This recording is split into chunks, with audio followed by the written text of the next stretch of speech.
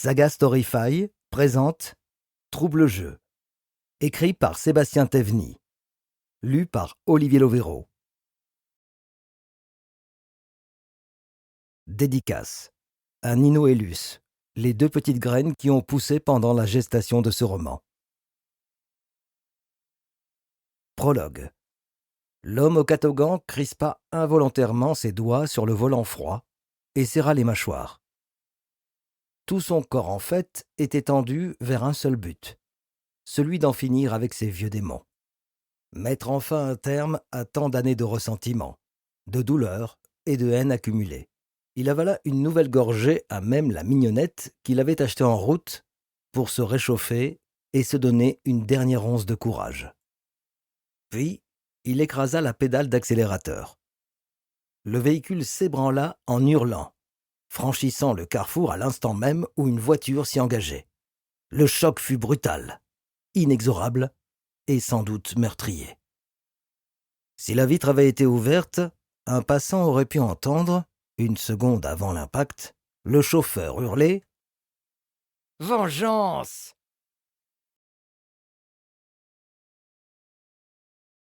Première partie. 1. Paris, octobre 2005. Le bar panoramique de l'hôtel Concorde de Lafayette restait le lieu privilégié des congressistes fréquentant le palais de la Porte-Maillot. Assis à une table au bord de la grande baie vitrée donnant sur le bois de Boulogne, le professeur Sid Buller trinqua au champagne avec son confrère gabonais, le professeur François Ngapé, de l'hôpital de Lambaréné. « Mon cher François, je suis heureux que tu aies pu venir cette année à Paris, depuis le temps que je t'invite. À ta santé, mon cher ami. »« Santé, bonheur et prospérité !» lança en retour le professeur Ngapé. « Quel bel endroit, magnifique vue, superbe hôtel. »« Oui, j'ai toujours aimé venir prendre un verre ici entre collègues. »« Collègues masculins et féminins ?» insinua le Gabonais. « Ha ha, je vois où tu veux en venir, François. Et tu n'as pas tort, car cet endroit est synonyme de tant de rencontres et d'aventures diverses et variées. Tu connais mon penchant pour la jante féminine. » « Disons que tu traînes derrière toi une certaine réputation, Jacques. »« Ah bon ? Je ne savais pas que je renvoyais une telle image. Mais à vrai dire, ce n'est pas immérité. Il faut admettre aussi que l'on croise tellement de monde dans ces congrès internationaux. Toutes les nationalités s'y retrouvent. Des Américaines, des Japonaises, des Africaines ou des Italiennes. Puis il n'y a qu'un pas du grand amphithéâtre aux chambres d'hôtel. C'est la faute aux organisateurs. Ils ont bon dos. Ton penchant pour les femmes n'a rien à voir avec la façon dont les congrès sont organisés. Tu es libre de tes choix. Ah, les choix. Voilà une notion bien compliquée. La vie est un chemin semé de choix à faire. Des choix de carrière, des choix de femmes, des choix de destin. Chaque seconde qui passe est un choix conscient ou inconscient, choisi ou subi. Oula ! Le coupa Ngapé.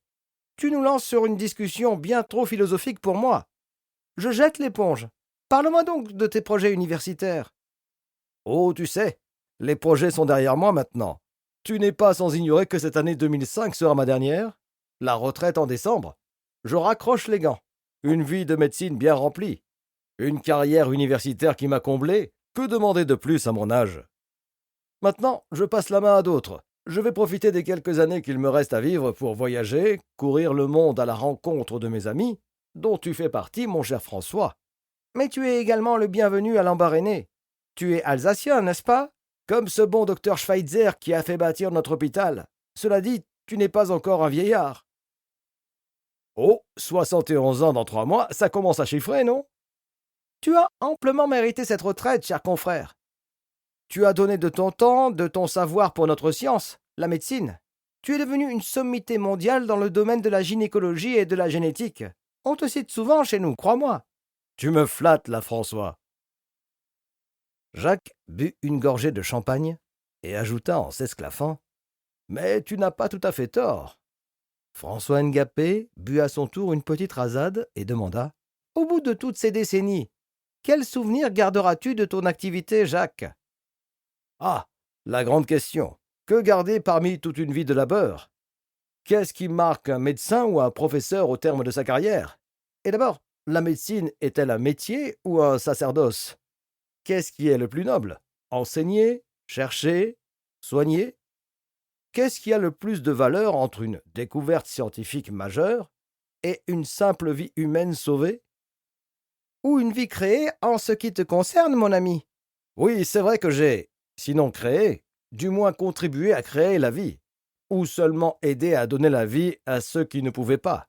Tu es un docteur Frankenstein des temps modernes, caricatura François Ngapé en exagérant son accent africain. J'espère simplement ne pas avoir engendré de créatures, s'esclaffa Sid Buller. Le professeur Ngapé éclata lui aussi de rire, puis ajouta plus sérieusement, Jacques, tu as fait évoluer notre spécialité.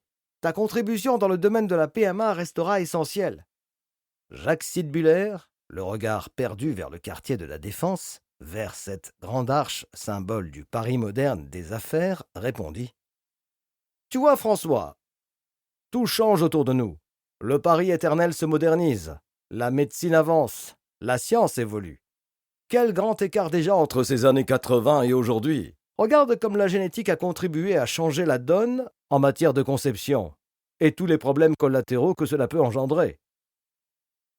C'est vrai, Jacques, poursuivit Ngapé. Le tri d'embryons pour éviter les maladies génétiques, quelle belle avancée! Sans nul doute, cher confrère, sans nul doute. Songea tout haut le professeur Sidbuller, le regard toujours perdu vers l'extérieur, marquant ensuite un temps de silence.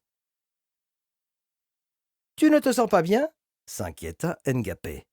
Jacques parut soudain émerger d'un rêve éveillé. Si, parfaitement bien. Je songeais aux dérives possibles, l'eugénisme, ou comment sélectionner une race pure. Ce genre d'utopie que développait l'idéologie nazie, et qui serait tellement plus facile d'accès de nos jours pour des scientifiques endoctrinés. C'est vrai, il convient d'être très prudent avec la manipulation des gènes humains, avec les ovocytes, les embryons. Oui, François, très prudent. Et cela vaut tout autant à l'échelle planétaire qu'au simple niveau de l'individu. François Ngapé vida une gorgée de sa flûte de champagne, puis réagit. Tu veux dire, par exemple, choisir le sexe de son enfant, la couleur de sa peau, de ses yeux, de ses cheveux? Les Chinois ne sélectionneraient que des embryons mâles. Des néo-nazis seraient capables de créer des clones blonds aux yeux bleus. Tout ceci pose des questions d'éthique, de morale médicale. Hippocrate n'avait pas encore prévu la génétique, sans quoi il en aurait fait mention dans son fameux serment. Jacques Sidbuller inspira profondément, puis posa une main sur l'épaule de son confrère. « François, nous nous connaissons depuis combien? 30 ans. Tu es mon ami. Du moins, je veux le croire. » « Je le suis, Jacques, évidemment. J'arrive au bout de ma carrière, peut-être au bout de ma vie. Allons, Jacques, se récria Ngapé. Tout du moins dans la dernière ligne droite. François? Oui? J'aimerais me confier à toi.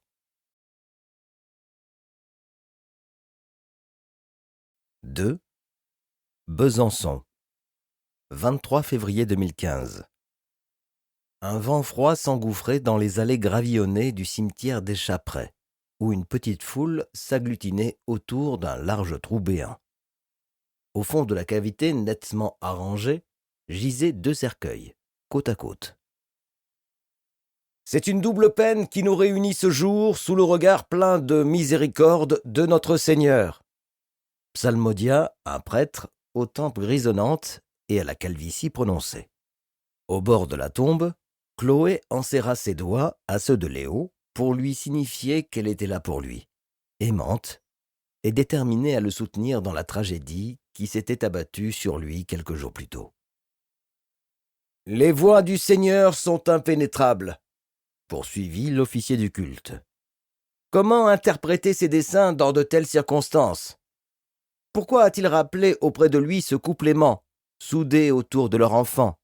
Vous, Léo, qui êtes le symbole de leur amour. Cet amour qui est la plus belle chose créée par le Tout-Puissant. » Léo n'entendait pas vraiment les paroles du prêtre. Elles n'étaient pour lui que murmures et sons, dans sa tête lourde du poids du double deuil qu'il affrontait à présent. Il sentit la pression des doigts de celle qui le chérissait, tandis que son regard se perdait sur les visages qui étaient là, près de lui, ces quelques rares intimes autour du trou funeste. Il en reconnut certains, des amis à lui, Paul, Marc, Vincent, Virginie ou Sarah, des visages de l'enfance, des années étudiantes ou de récents collègues devenus proches. Il aperçut aussi Loïc, le meilleur ami de son père Sacha. Un bon gros bonhomme rond, presque chauve, au sourire si apaisant. De l'autre côté du précipice, il lui semblait reconnaître ce couple, Aline et son mari Serge, si différents. Une petite brune menue, aux yeux clairs, avec un colosse à la grosse mâchoire carrée et au nez d'ancien boxeur semi-professionnel. Il se rappela qu'Aline était la meilleure amie de sa mère Noémie, sa collègue de travail même, professeure de collège elle aussi, d'anglais, lui semblait-il. Noémie, elle, enseignait le français. Unissons-nous maintenant dans la prière pour le repos éternel de Sacha et Noémie. Accompagnons-les au chevet du Seigneur. Bla bla bla, songea Léo, en se raccrochant au discours du bon curé, qui lui rappelait la publicité pour ce fromage, le chaussé aux moines qu'il aimait tant enfant, et cela le fit incongrument sourire. Léo et Chloé faisaient face au prêtre. De part et d'autre de la tombe, chacun se recueillait, là où, dans quelques jours, lorsque la terre aurait recouvert les bières, trônerait un marbre gris sur lequel les passants pourraient lire Sacha Terebus, 1955-2015. Noémie Kapinski, 1959-2015. D'autres visages l'entouraient. Léo distingua Catherine, la sœur jumelle de sa mère, sa tante donc, qu'il ne voyait que très rarement parce qu'elle habitait au Pays Basque, et que Besançon, c'est tellement loin et tellement froid, vous comprenez ? Comme elle disait d'une voix haut perchée aux intonations faussement bourgeoises façon 16e. Et puis, Catherine avait fait un beau mariage avec Charles le neurologue, qui ne se mêlait pas à n'importe qui, ni à n'importe quoi. Le football, c'est tellement popu. Le golf, c'est aussi sur du gazon, mais c'est tellement moins sauvage, n'est-il pas ? Bref, elle avait quand même fait le déplacement pour enterrer sa sœur. Mais ne comptait pas s'éterniser pour soutenir son neveu. Les vacances d'hiver approchaient, et elle les passait avec Charles à Mégève. Il y faisait froid aussi, mais la neige devait sûrement être plus blanche qu'à Besançon, où, d'ailleurs, quelques flocons commençaient à tomber sur les cercueils en bois de chêne. « C'est drôle ?» songea Léo. « Ce qui vous passe par la tête dans ces moments-là. » À présent, mes bien chers frères, je vous invite à jeter quelques poignées de terre sur les dépouilles de Sacha et Noémie. Souvenez-vous des paroles de la Sainte Bible. Genèse 3,19. C'est à la sueur de ton visage que tu mangeras du pain, jusqu'à ce que tu retournes dans la terre, d'où tu as été pris. Car tu es poussière, et tu retourneras dans la poussière. Le diacre, qui assistait l'officier, s'approcha de Léo, avec un récipient contenant un peu de cette fameuse terre consacrée par le prêtre. Léo en empoigna quelques grammes, qu'il contempla gravement, avant de les jeter au fond du trou. Cela produisit un bruit qu'il n'avait jamais entendu, mais qui resterait à jamais gravé dans sa mémoire. Le prêtre, ce père Martin qui l'avait baptisé, lança quelques gouttes d'eau bénite sur les deux cercueils, puis invita chacun des assistants à rendre avec lui les derniers hommages à la famille. Ce fut une succession de franches poignées de main, de bises compréhensives ou d'embrassades affectueuses. « Condoléances !»« C'est dur !»« Condoléances !»« On est là, tu sais, Léo !»« Si tu as besoin de quoi que ce soit, sincères condoléances !» Quelques voisins de ses parents, dont les noms ne lui revenaient pas. le patron de son père, à la tête de plusieurs entreprises d'ingénierie dans les microtechniques en Franche-Comté. Quelle épreuve, si soudaine, si tragique. Peu à peu, la foule s'était dispersée. Qui en couple, qui en grappe, qui en solitaire. La neige forcissait, recouvrant à présent les deux cercueils d'un fin voile blanc. Léo tendit une enveloppe au prêtre. « Merci, mon père. Émouvante cérémonie, parvint-il à articuler entre deux sanglots. « Soyez fort, mon fils.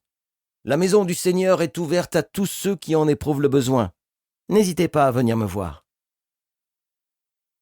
Léo fut le dernier à quitter le cimetière, Chloé à son bras. Deux fossoyeurs agrippaient leurs pelles, tandis qu'un troisième démarrait la mini-pelle Caterpillar jaune. Même la mort s'était modernisée. Une rafale de vent s'engouffra entre les dalles marbrées. À quelque distance de là, au bout d'une petite allée bordée de tuyas, une silhouette qui était restée immobile et discrète durant toute la cérémonie s'approcha en direction des employés des pompes funèbres. Sa démarche était souple, glissante, telle une ombre sombre que les flocons de neige semblaient pourtant éviter. Les bras croisés sur la poitrine, un chapeau vissé sur la tête, la silhouette était entièrement vêtue de noir, comme il sied dans ce genre d'endroit, et se tenait maintenant tout près de la tombe, déjà à moitié comblée de terre. Le conducteur de la mini-pelle mécanique cessa un instant son travail. « Vous souhaitez peut-être vous recueillir un instant ? On peut revenir plus tard. Il n'y a pas urgence, vous savez. » Ce personnage, qui semblait être délibérément resté à l'écart durant la cérémonie, ne se donna pas la peine de répondre à l'employé qui avait stoppé son moteur.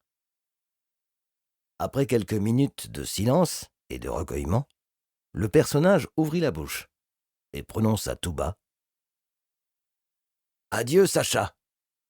Adieu, Noémie. » Enfin, la silhouette repartit aussi discrètement qu'elle était venue en direction de la sortie du cimetière, laissant les défunts seuls, 6 pieds sous terre, profiter pleinement du repos éternel, unis dans la mort, comme ils l'avaient été dans la vie.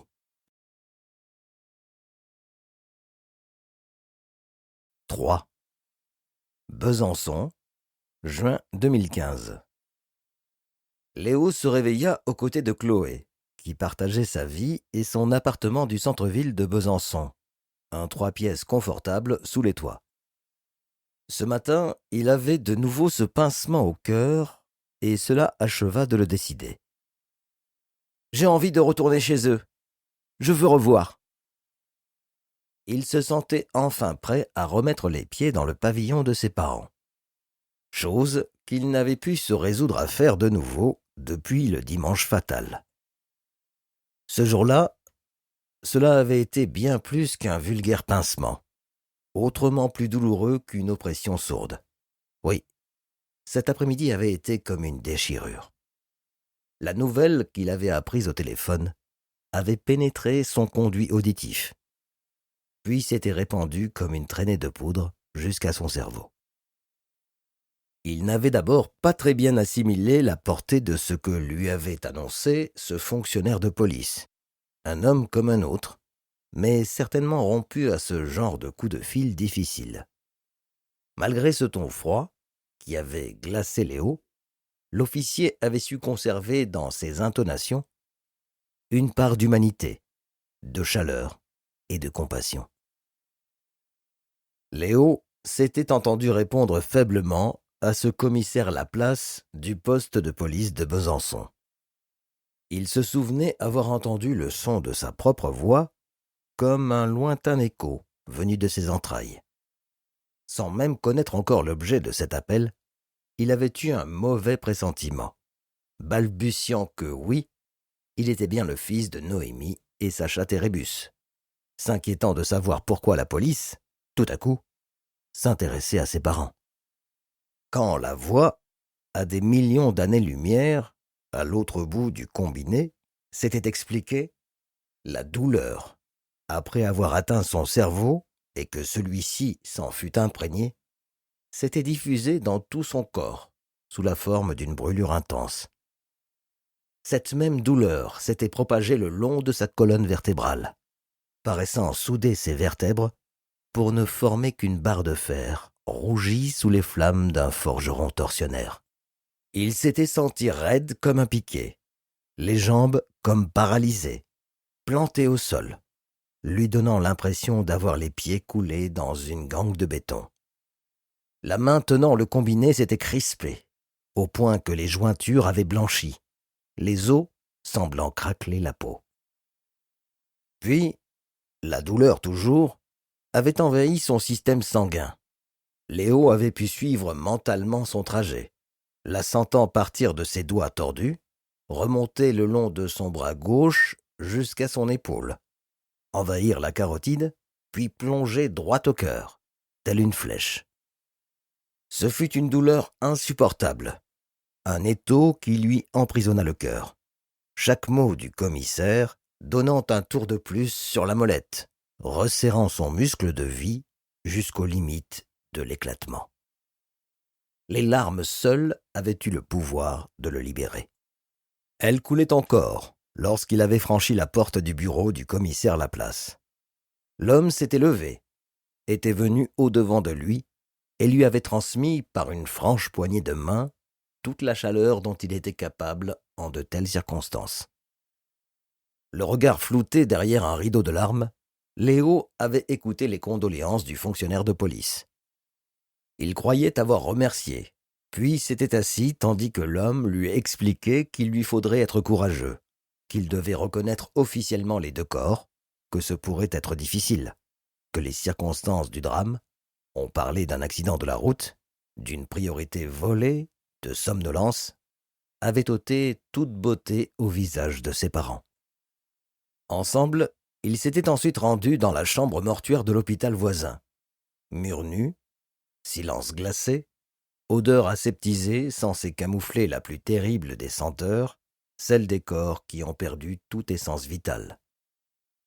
Quand le médecin avait fait glisser le drap blanc, Léo avait manqué d'effaillir. L'étau autour de son muscle cardiaque était plus serré que jamais. Malgré les ecchymoses, les entailles, les boursouflures et les chairs carbonisées, il avait dû se rendre à l'évidence. Son père et sa mère, les deux êtres qui avaient le plus compté dans sa courte vie, ces deux personnes qu'il avait conçues, qui étaient à l'origine de sa présence en ce monde, gisaient, froids, sur une table de marbre gris. Il avait envie de monter au grenier pour tenter d'y dénicher quelques souvenirs, quelques traces de l'époque où ses parents et lui-même formaient encore un foyer. À présent, cette unité s'était disloquée, lui vivant, mais mourant dans sa tête, eux dont la vie heureuse avait été stoppée net, volée par ce chauffard qui, lui, n'avait pas marqué le stop. J'aimerais bien y trouver, je ne sais pas, des photos, des cartes postales, des lettres, des images d'avant. Tous ces petits témoignages, ces petites touches impressionnistes qui font une vie, mais qui souvent, au bout d'une vingtaine d'années, pour faire de la place, on entasse tellement au cours d'une vie, si courte soit-elle, finissent pourtant dans des cartons, des boîtes à chaussures, des cantines en fer blanc, pêle-mêle ou soigneusement étiquetées, reflets d'une vie fourre-tout ou d'une existence, au contraire, bien rangée. « J'ai peur d'y aller seul », sanglota Léo. « Je suis là, tu sais. Je vais t'accompagner, » dit Chloé, en lui caressant les cheveux, sa tête amoureusement posée sur la poitrine de son compagnon. « Ce sera plus facile pour toi. Tu ne dois pas affronter ces choses-là tout seul. » Dans le coin de la cuisine de leur appartement, ils prirent rapidement un café et quelques tartines de confiture de mûre, puis Léo attrapa le trousseau de clés du domicile de ses parents, accroché dans le vestibule. Ce n'était qu'un double des clés, au cas où.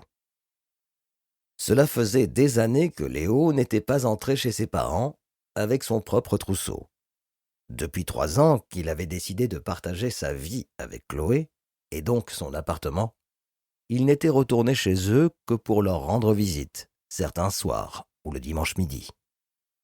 Il ne disait d'ailleurs plus chez moi, mais chez mes parents. Sa chambre était devenue une chambre d'amis. Chloé serra le frein à main de sa Twingo rose. « On y est. Ça va aller ?» demanda-t-elle en ouvrant la portière. Elle avait trouvé une place à quelques pas de l'entrée de chez les Térébus. Le portail électrique blanc de la villa juchée sur les hauteurs de Brésil, un quartier résidentiel et chic du nord de Besançon, était bien entendu fermé. Léo n'en avait pas la télécommande, mais il choisit, dans le trousseau, la petite clé de l'ouverture piétonne. Ses doigts tremblaient, et il eut de la peine à l'insérer. « Donne mon cœur !» lui souffla Chloé en la lui prenant des mains. Le ventail couina légèrement, et ce grincement parut occuper tout l'espace sonore autour d'eux. Les bruits de la ville semblaient lointains, tandis qu'ils pénétraient dans la propriété. « Qu'est-ce que je vais faire de cette maison ?» se questionna Léo à haute voix. « Elle est payée, je sais. On pourrait, l'occuper. On aurait de la place.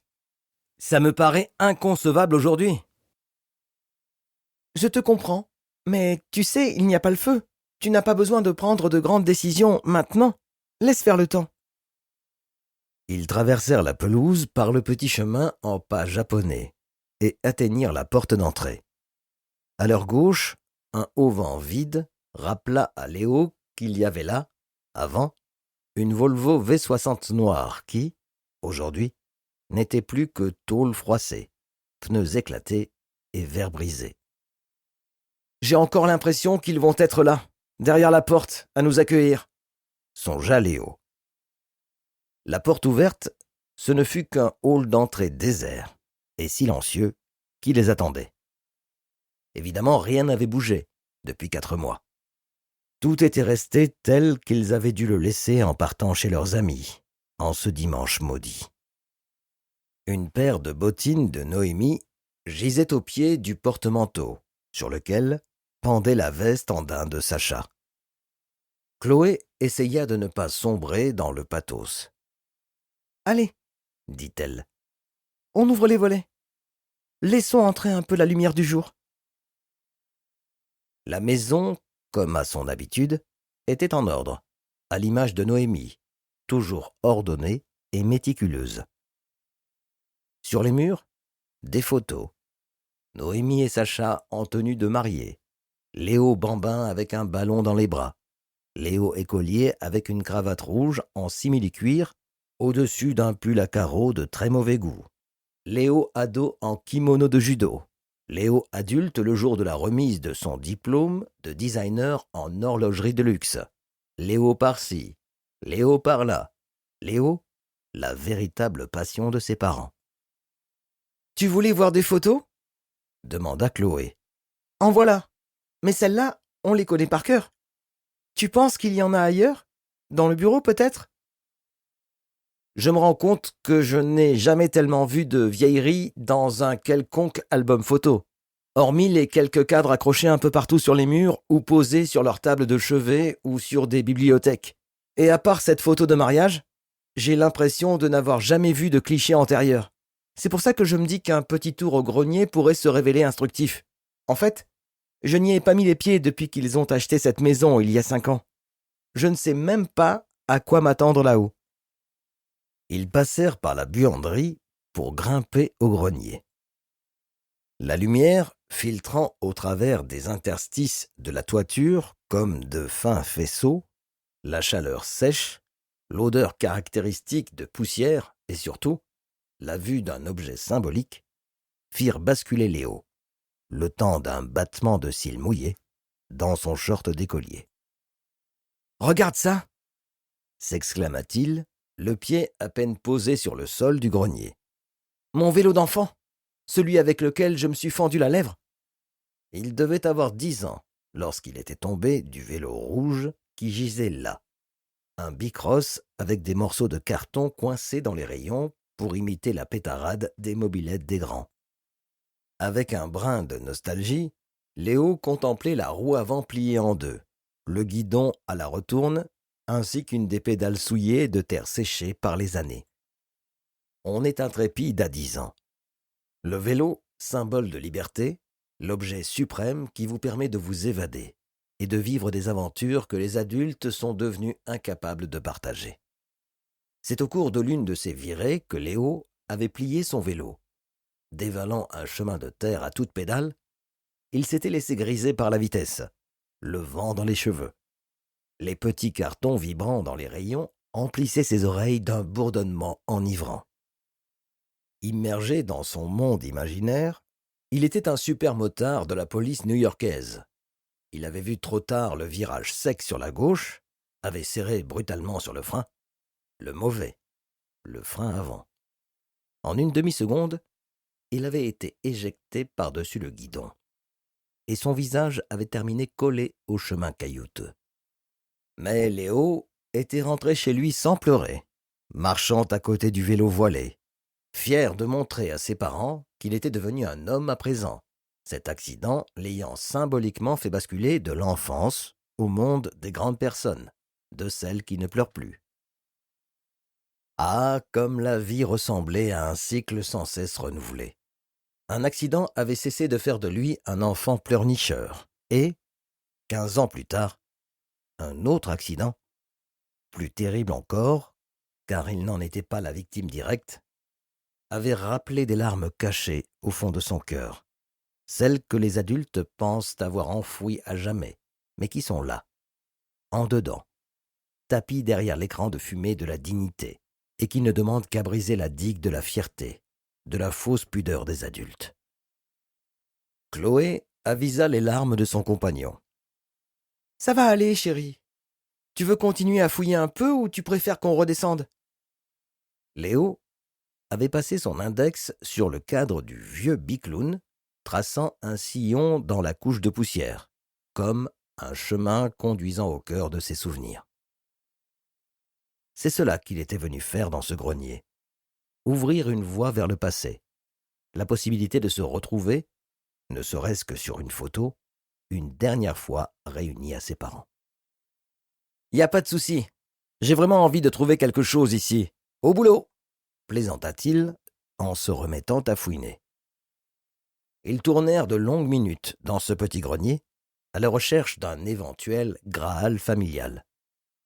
Ils soulevèrent de vieilles couvertures mitées, écartèrent plusieurs toiles d'araignées poussiéreuses, parcoururent quelques vieux livres, découvrirent des cartons pleins de layettes, des enveloppes Kraft débordant de vieilles factures, s'interrogèrent devant des babioles à l'utilité discutable. Soudain, ses vœux avaient été exaucés. « Tiens, bingo! Regarde cette boîte de biscuits. Dans les films, c'est souvent dans ces trucs-là qu'ils trouvent de vieux souvenirs, non ? Ouvre !» s'enthousiasma Chloé. Léo souleva le couvercle poussiéreux. La boîte métallique était piquetée de rouille. À l'intérieur, il put distinguer, malgré la luminosité qui déclinait dans le grenier, tout un fatras de photos, cartes postales, lettres, bloc-notes. « Une vraie petite caverne d'Ali Baba ?» dit-il, en soulevant quelques photos.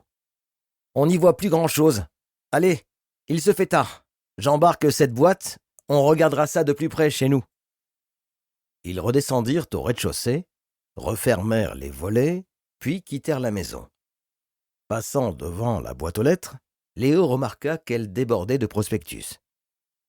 Depuis le temps qu'elle n'a pas été relevée, avec tous ces gratuits qu'ils y balancent à longueur de temps, je vais chercher la clé. Elle doit être pendue dans l'entrée. « Ramène aussi un sac de courses » ajouta Chloé. « On mettra tout dedans, et on triera plus tard les pubs des éventuels courriers importants. » « Je vais sûrement avoir pas mal de boulot administratif à gérer » se lamenta Léo, à l'évocation de cette paperasse à traiter. Ils relevèrent donc une double brassée de papiers divers qu'ils entassèrent dans un sac, veillèrent à bien refermer la porte de la maison, ainsi que le portail piéton, puis filèrent au centre-ville à bord de leur Twingo. Ils avaient entre les mains une boîte en fer blanc et une montagne de paperasse dont ils ne pouvaient encore imaginer la teneur. Encore moins l'importance. Sans le savoir, Léo tenait là de quoi, au minimum, passer quelques nuits d'insomnie. « 4. Besançon, juin 2015. Confortablement assis dans leur canapé, Léo et Chloé se tenaient blottis l'un contre l'autre, les yeux rivés sur un vieux cahier d'écolier aux pages jaunies, à la couverture gondolée d'humidité et aux pages noircies d'une écriture fine, légèrement penchée vers l'avant. « C'est l'écriture de maman. Je la reconnais bien. » Il avait déniché le cahier au fond de la boîte métallique récupérée dans le grenier de ses parents, parmi tout un tas de petites babioles, souvenirs dérisoires, mais aussi photos, cartes postales, lettres ou effets personnels chargés d'émotions. Il avait en effet trouvé en vrac quelques photos jaunies, cornées, où il apparaissait avec ses parents. Tantôt sur une plage vendéenne, lieu habituel de leurs vacances d'été, tantôt sur une balancelle, dans la maison de ses grands-parents. Mais il avait également pu découvrir quelques clichés antérieurs à sa propre naissance. Sous ses yeux s'étaient dévoilés des pans de vie dans lesquels il n'avait pas encore d'existence. « Regarde cette photo !» avait-il lancé, émerveillé. « Ils sont trop beaux là-dessus !» Sur celle-ci, ses parents se tenaient main dans la main, déambulant sur un chemin de halage ombragé. Il s'était alors demandé s'ils pensaient déjà à concevoir un enfant. Où en était-il de leur relation sur cette image qu'il avait du mal à dater? Se connaissaient-ils depuis longtemps? Imaginaient-ils déjà faire leur vie ensemble? Songeaient-ils, durant cette balade bucolique, à fonder une famille? Ils paraissaient en tout cas tellement heureux d'être ensemble. Ses doigts emmêlés, ses regards intenses, ses sourires béats.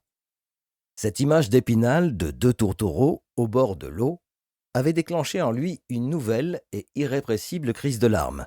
Des larmes de bonheur peut-être, de celles que l'on verse en regardant un mélo au dénouement heureux. C'était précisément sous cette photo que Léo avait déniché le cahier à spirale qu'il tenait à la main. Ouvert à la première page, la même où il avait pu lire ce titre, écrit de la main de celle qui lui avait donné la vie. Ce titre court, mais plein de sens et empli de promesses. Désir d'enfant. « C'est quoi ce truc ?» demanda Léo en tournant rapidement quelques pages. « Je ne savais pas que maman écrivait. On dirait un titre de roman. »« Non, regarde bien !» le coupa Chloé. « Il y a des dates, comme dans un journal intime. »« Waouh, c'est énorme ! Le journal intime de maman. Je ne sais pas si j'ai le droit de lire ça. » Tu sais, si vraiment elle avait voulu garder cela secret, elle l'aurait sûrement détruit plutôt que gardé au fond d'une boîte dans leur grenier. Ouais, tu as raison. De toute façon, la tentation est trop grande. Écoute ça. 20 février 1986. Hier, tandis que nous marchions main dans la main au bord du Doubs, Sacha m'a annoncé son désir que je lui offre un enfant. « 5. Désir d'enfant. 20 février 1986. Hier, tandis que nous marchions main dans la main au bord du Doubs, Sacha m'a annoncé son désir que je lui offre un enfant. J'ai décidé de mettre en mots, dans ce cahier d'écolier, cette merveilleuse aventure qui semble être la création d'un enfant, le bonheur de fonder une famille. Ce mot magique qui nous réunit, Sacha et moi, et qui n'a d'existence qu'à compter du moment où le couple se confond et donne la vie à un nouvel être, qui est à la fois l'addition ou la multiplication des deux premiers en un individu nouveau, unique. Nous espérons que vous avez apprécié cet aperçu. Pour continuer à écouter ce livre audio sur Google Play Livres, utilisez le lien dans la description de la vidéo.